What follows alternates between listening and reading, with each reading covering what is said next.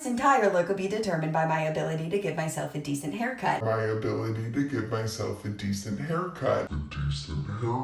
Listen, I had an idea for what I wanted my hair to look like. I could picture it in my head perfectly. I knew the colors and style I wanted, so I set out to do it. But the problem is that while I'm really good at dyeing my hair, I am really mediocre on my best day at cutting it. And this was not my best day. Now I know what you must be thinking. Why don't I just have a professional cut my hair? And that is a great question, but maybe not a great answer. You see, the thing is, I am not good at communicating what I want my hair to look like, and as it turns out, I cannot show someone a mental image. So my thought here is, if I'm gonna be disappointed either way, I would rather it be free and my own fault. But to be clear, I do think I did a decent job on this haircut. I just wish it was decenter. You see, I messed up from the beginning and I realized it right away, but it was too late because I had the wrong guard on my clippers. So I just went with it and ended up with a different haircut than I wanted, but I learned a few things and hair grows back, so I'll try again in a couple weeks. Okay, bye.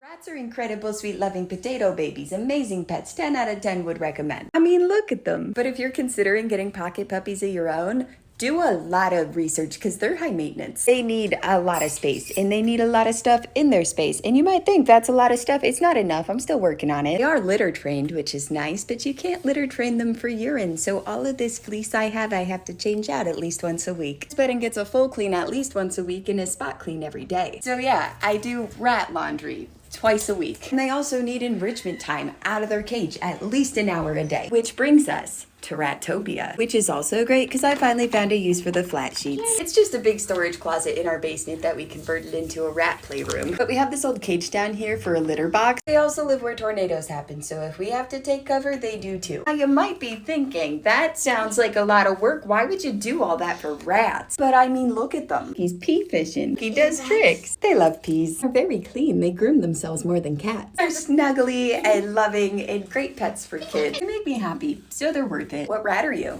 I'm Maple. I'm Pat. Okay, bye.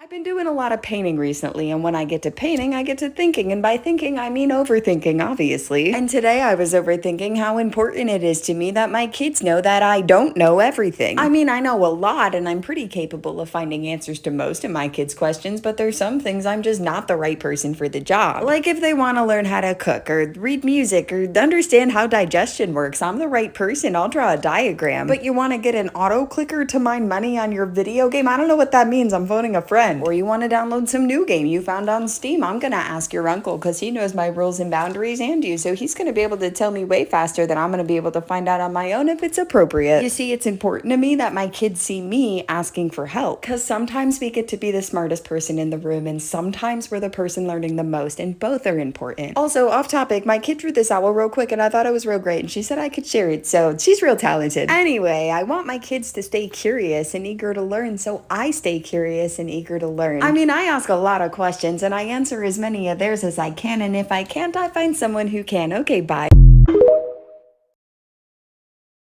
Pizza's actually really easy to make, and I'm going to show you how to do it instead of just throwing things around my kitchen. Well, I'm still going to throw things. Let's go. Start with 1 cup of warm water, 2 teaspoons of yeast, 1 teaspoon of sugar. Sprinkle it, let it sit a few minutes. Mix it up and let it bloom. That's when we get to see the bread fireworks. Add 2 overflowing cups of flour. I use bread flour, but all-purpose works too. 2 tablespoons of olive oil, 1 teaspoon of salt, and that's it. That's all the ingredients. Mix until it starts to form a dough and pull away from the sides of the bowl, then dump it out. We're going to knead it. Fold, press, and stretch. Turn and do it again for about 5 minutes. Once you've kneaded it, eat it back into the bowl. Let it rest for 10 minutes. Why does it have to rest? Great question. If it's not rested, it's not going to stretch. It's going to rip. You want the dough well rested. It's way easier to work with. Even though they're dead, they don't smell bad. Poke holes in your crust to keep it from bubbling up in the oven. Add your sauce and cheese. Measure it with your heart and whatever toppings bring you joy. Pour cheese on top of your toppings. Fold your crust in and bake at 425 for 15 minutes. Now you got a whole pizza. You can do this. You should do this. Honestly, you gotta try this. Do the thing.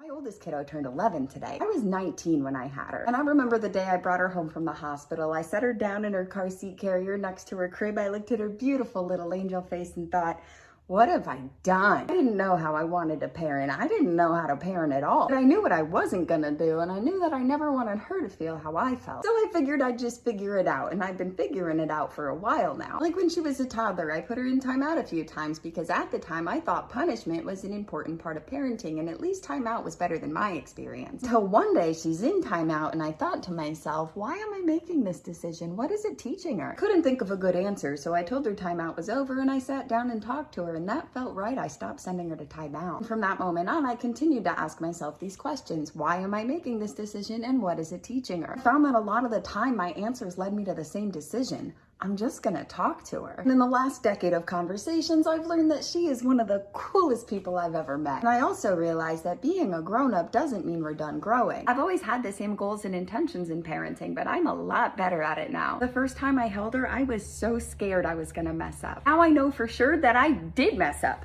A lot. I'm gonna keep messing up. But I also know that we're okay. She's okay. We're good. More than one thing can be true. Okay, bye.